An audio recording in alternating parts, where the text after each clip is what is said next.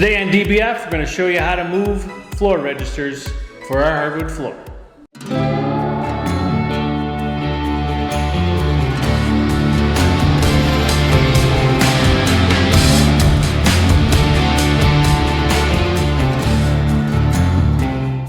Alright, so we're changing out floor registers because that floor register right there was in the middle of the hardwood flooring area and I didn't want to put in a drop-in, and I just wanted to be against the wall because it's a little bit cleaner look. I didn't show you how to do this one because it's relatively simple. Basically, we have this one here. It's 12 inches by 2 1/4 deep, and it fit nice between a floor joists that are 16 inches on center, and that is pretty much a standard. And I didn't show you this one because this one's relatively straightforward. The process of doing the one I'm going to show you is the same as this one, but with a little variation. The reason we're having a variation is because this area has 16-inch centered floor joist.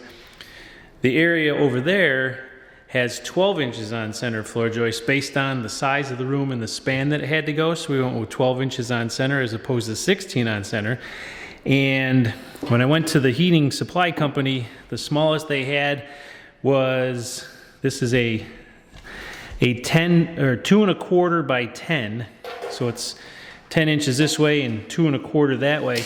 The problem is we have pre-engineered I-joists here, and those pre-engineered I-joists have a top flange of 2 1/4 inches on each side, so that means that we only have about 9.5 inches of open space for this to go into. So we're gonna have to modify these slightly. We're gonna move this over and bring it up and make this a 1/2 inch narrower so it fits in. And we're actually gonna put that one over here on this wall. Currently it's here, but we're going to move it over to this wall here. Not that much further away. It's still on an exterior wall. It is reducing the size of the register slightly. It's going to have less airflow, but I'm not too overly concerned with that because I know we have enough return air, and in the future over on that wall we're going to have a gas fireplace, so it'll help for the heating a little bit more in here anyways. All right, so we're actually going to put our first register over here. We'll show you how to draw it out, but one of the things you really have to make sure that you do is you cannot cut the top or the bottom flanges of these pre-engineered I-joists. Very, very important that you don't do that, because as soon as you do that, that I-joist becomes extremely weak. And you also don't want to cut any floor joist at all. You want to make sure that you cut it exactly the size you need without getting into a floor joist. So we'll show you how to do that right now. All right, so the success of any project is in the preparation. And one of the things you're going to want to make sure you do before you cut any holes in any floors or anything is you want to find out what you're cutting into. So I know that we have one cavity over there, another one here and here. So this is the cavity that we're actually going to have the register come down. Let's see, we have yep, it's going to be this cavity right here. So what I'm going to do is just go up in here and I'm going to pull out the rim board insulation just to see exactly what we have up there. It's kind of dark to see, but we don't have anything up there. There's no electric, no plumbing, nothing. So we're good to go. So I'm going to leave that down for now, and we're actually going to go ahead and get that cut up. All right, in order to modify our boot, we have to know the distance that this top board comes down, and we'll measure that. I can see that it's 1.5 inches. Then we have 3/4 inch subfloor on here. So we got to come down at least 2 1/4 inches in order to modify our boot. All right, so now we need to verify the span. Let's go over here. There's a little more light showing you this way. Looks like we're at 9.5-ish, 3/4. That probably bows out a little bit. Yeah, this one's at 9 1/4. You're going to get slightly bowing. Yeah, this one's 9.5. So we're going to say that we're 9.5 when we get into drilling our holes and making our pattern. All right, so before I can mark out the opening, I have to measure the width of this bottom flange and that says it's 2.5 inches. I need to know that because when I mark it upstairs, I have to go from center over the 1.25 inches to make sure I don't drill into that. So now it's time to lay out our opening for our register, and this is the register that we're actually going to be using. This is a cold air return. This is an old one. I'll get a new one. But on a one that's the supply side of it, there's going to be a little lever here. And this is going to be the size that we're going to use. And I always like to make sure that I put my baseboard there. I usually put my register in front of it. Now that's going to be a little bit higher, my guess. Probably going to come up into here somewhere. But we have to lay this out. So what I want to do is I'm going to put this on here, and I'm just going to take my pencil because I want it to be the 1/2 inch away from the wall. So that's going to be the back edge. Now what I know is that from my nails, this is the center of the stud. If I measure it,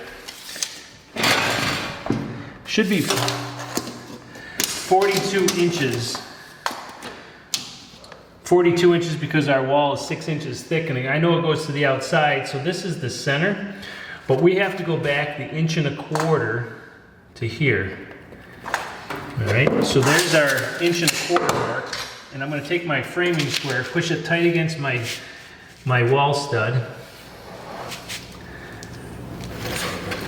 and I'm just going to draw my line out. I don't have to come out too far. I know that this is 2.25 inches, so I just got to make sure it's longer than 2.25. And I know that if this is the center of our stud here, 12 inches on center is going to give me here. And I'm going to go back the 1.25 inches. If I measure that, that should be about 9.5 inches, which it is. So I'll put my framing square on here. Bring that out. Measure out 2.25 inches for the size of our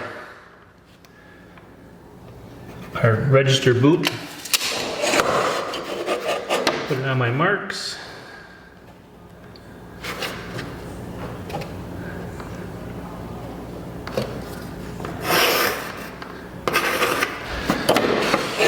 And so we have the opening. Now what we're going to do is we're actually going to drill holes, not quite to the corners. We want to leave it out a little bit just in case we mismeasured and going to get into a floor joist. So the next thing we're going to do is drill these holes. All right, so the tools that we're going to need in order to do this, we're going to need a drill, and I put a 1/2 inch drill bit in it because we're going to need a jigsaw. And that jigsaw blade's got to fit in that hole, so a 1/2 inch is going to work. And we're also going to need a reciprocating saw or a sawzall. All right. So we know that this area right here and this area right here is going to be our floor joist, so we want to drill our holes a little bit further in from that just to make sure that we don't get into that floor joist. So I'm about 1/4 inch. We want to line it up with our outside edge. And it'll pop through, so I know I didn't hit it, so I know I'm going to be pretty good over here. Okay.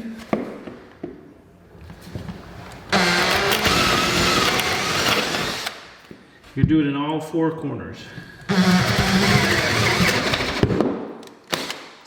Okay. All right.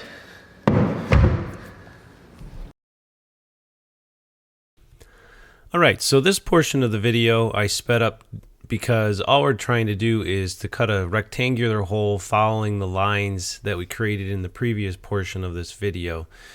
We started out with a jigsaw. We cut the 2 sides and the 3rd side, but we're going to have to revert to a reciprocating saw to do the back line on this because the jigsaw just does not fit against the wall to get you a good cut on that line. So I used a reciprocating saw, and make sure you follow the line, but be very careful not to cut into that floor joist on either side. And you're always going to want to make sure you clean up after you've made a cut so you know exactly what you have to finish up. Now I'm going back Now I know exactly where that floor joist is, so I'm cleaning it up a little bit better. I'm probably going to want to clean up that corner a little bit more. And again, wanted to stay safe from that floor joist, so I used a chisel to square that corner up. Now the last thing you're going to want to do before you actually move forward is to make sure that the hole is actually going to work for the boot that goes into it, and then you should be all set, ready to go.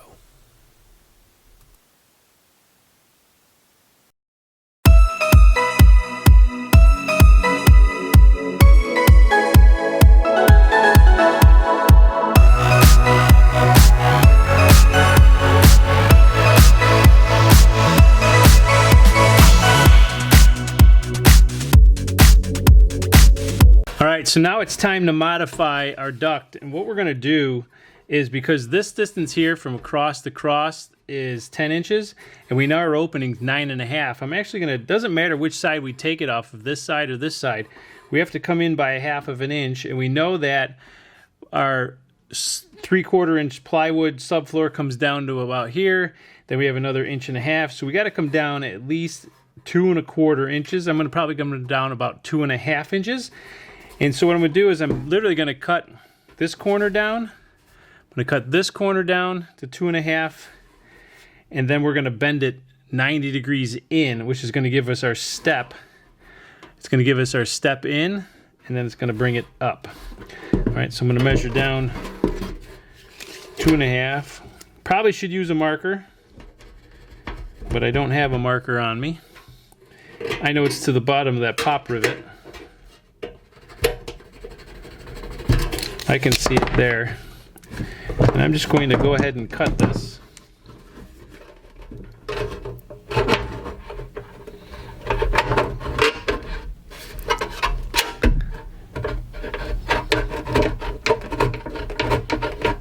Get it close to the corner as I can.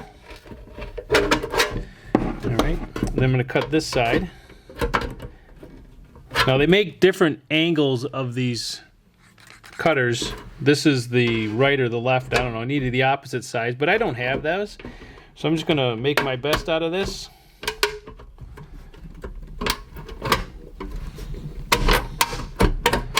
This side's a little tougher because it's double-edged.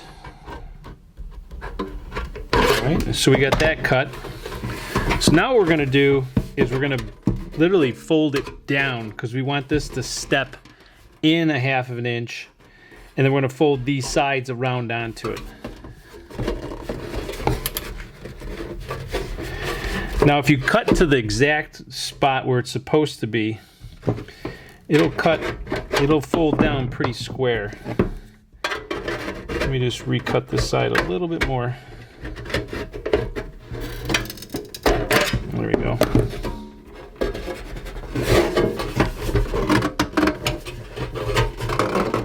All right. Actually, I got to bend it back 90 degrees because that's going to give us our 1/2 inch less.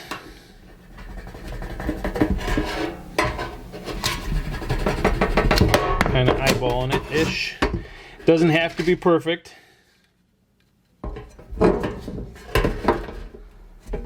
Because we are 1/4 inch bigger than we need to be.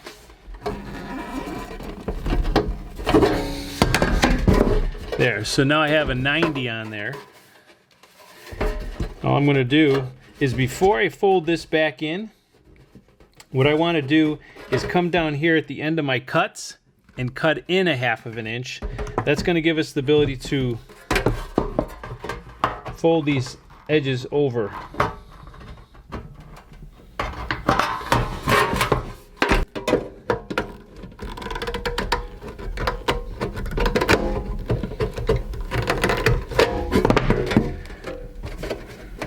Okay. Bend that down. Now that that's bent down, make sure 90 degrees. And all I have to do is fold these sides onto it. Now in order to do that, because it's only a slit there, I'm actually going to cut a taper to it. It'll allow it to cut a little bit, it'll fold a little bit easier.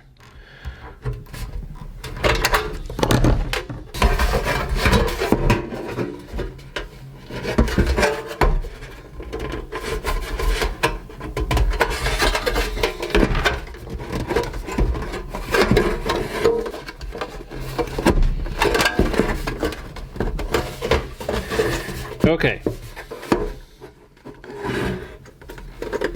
Now I do have to say, is it pretty? The answer is absolutely not. But if you look at it, we've cut it down by about 1/2 inch. So let's measure to see how close we came to what we're supposed to have. Yeah, 9 1/4-ish. 9 3/8, so we're pretty close. And then on the top, we're looking for 2 1/4. Yeah, we can squeeze it into 2 1/4. So now what we want to do is to finish this up. And I don't want to put any rivets in there. I'm just going to use some duct tape. This is the true duct tape. It's not the gray stuff. It's the aluminum. Take the backing off of it.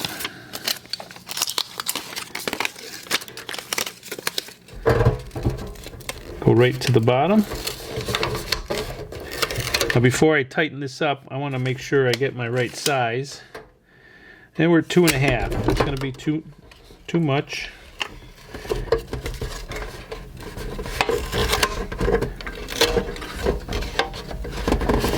Let's see how that did. Yeah, 2 3/8. So we're going to be good.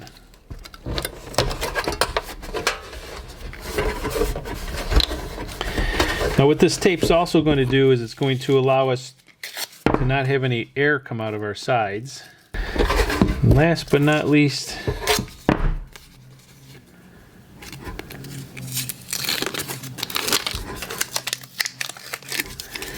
small piece of it to finish off my corner.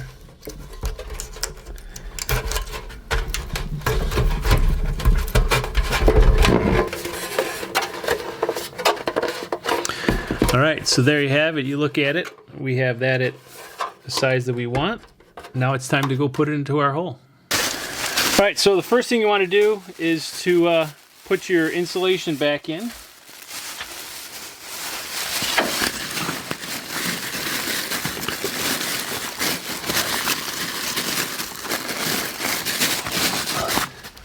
Don't push your insulation really tight. It works the best if it's fluffy. All right, so this is a little bit of a tight fit, so we're just going to place it in. Now, one of the things I want to share with you is if you don't have flexible duct, and I'll show you the flexible duct here shortly. If you don't have flexible duct, you have to attach your metal duct to this first, slide it onto the other part, and then slide it up into the hole. It's kind of difficult to do it after the fact. The flexible duct makes it a whole lot easier, and that's what we have. And so basically I'm just going to put it in here like this.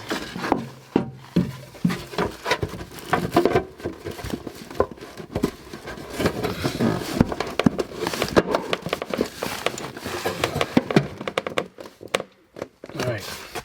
So I push it up as high as it can go, and then I'm going to push it down from the top where we attach it. All right, so now what we want to do is level this off.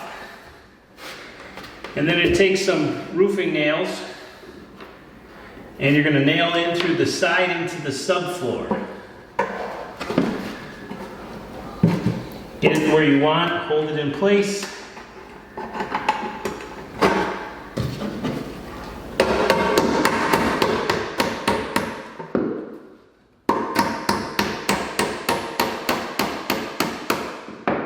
You're going to do one on each corner.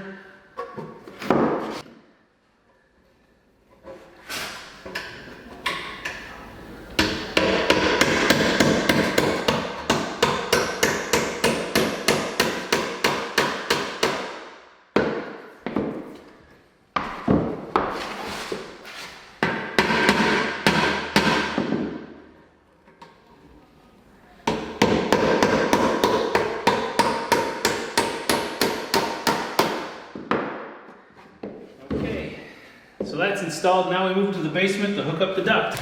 So this stuff is the flexible duct. It's not rigid. And what you're going to find is when they attach it, all they do is put it on with a zip tie. All you're going to want to do is cut that zip tie off and your boot will come out. Now this boot was, as you can see, nailed into the subfloor, just like I just nailed the other one in. I just backed those nails out and it dropped through the floor. So I'm going to cut this off.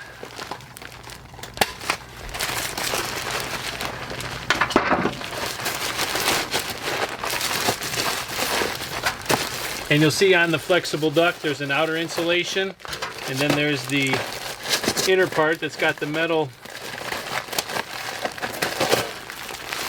This part's got metal in it, and it's encased in plastic that allows the heat and air conditioning to go through. And what we're going to do is run it up through this joist, and I've pre-cut these little supports. They're 11.5 inches from web to web. Just put it up in there. It's going to come straight, wrap it around, put that support on, and that'll hold it in place. So basically what's going to happen is on the end of this one, you're going to cut a piece about 8-10 inches of 6-inch round duct, and I'll show you how to do that. Put it through here, zip tie it on, measure the distance for the length of the duct, cut it, zip tie it onto that end, zip tie it onto this end, and it's all done. It's pretty easy, pretty straightforward. And so once that's done, this duct's been moved and it's on to putting on the hardwood floors. All right, so I've cut a piece of 6-inch aluminum duct, about 10 inches, 8 inches, something like that, 9. Relatively easy, goes together. What you're going to do is one side goes into the other.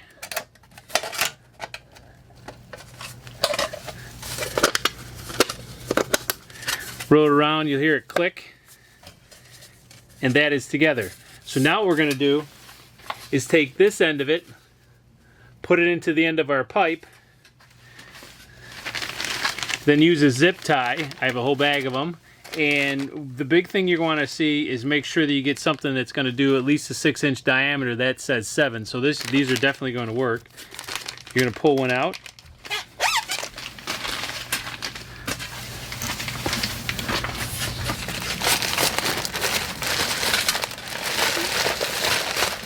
Pull the insulation back. It's a little bit easier.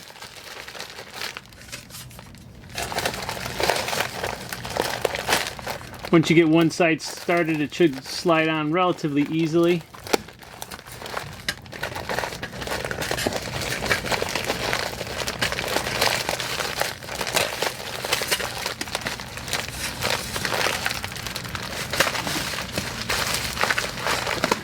Slide in about half the distance.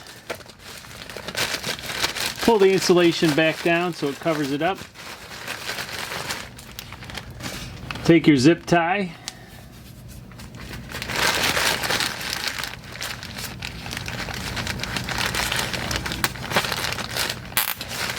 put it on, make sure it's on the metal part, which it is, and just go ahead and tighten that down. So that side's nice and tight. Now it's time to take the part that we cut and put this side on.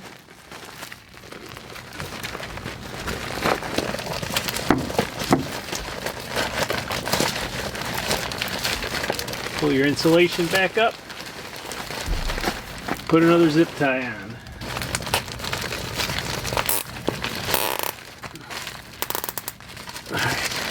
All right, so the last step at each joint is you're going to want to put the aluminum duct tape on there just to make sure that it's nice and sealed. I like to cut the ends of our zip ties off.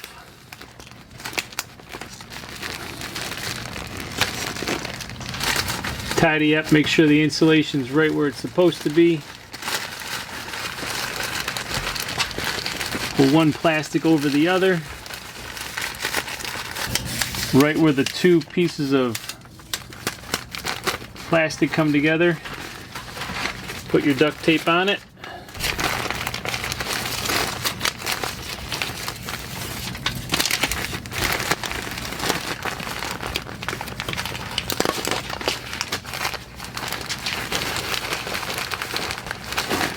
Okay, last step, attach it to your duct that comes out of the floor.